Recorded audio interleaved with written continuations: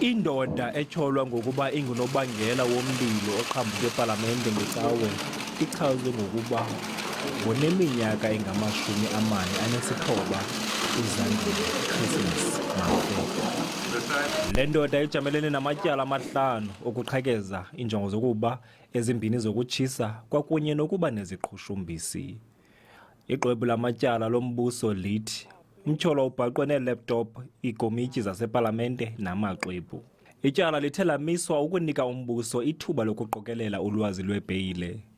Umbuso ufuna ukwazi iinkcukacha zokuba ingaba unayo indawo yokuhlala esesigxina yaye angabaleka kusini na. Iphiko lokhetshe lithi linetyala eluluqilima ngakulo mfo. I can confirm that we've got the right person. The person was found at the scene.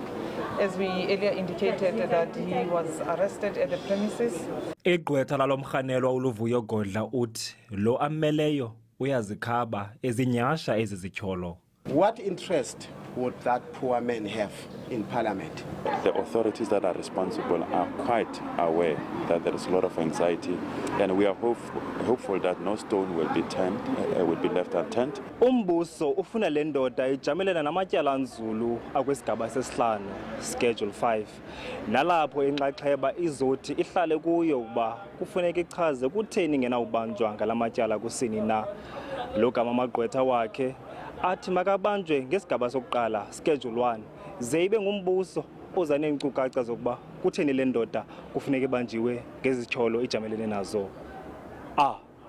Thule Joka, kwiindaba zeSABC, ndiseKapa.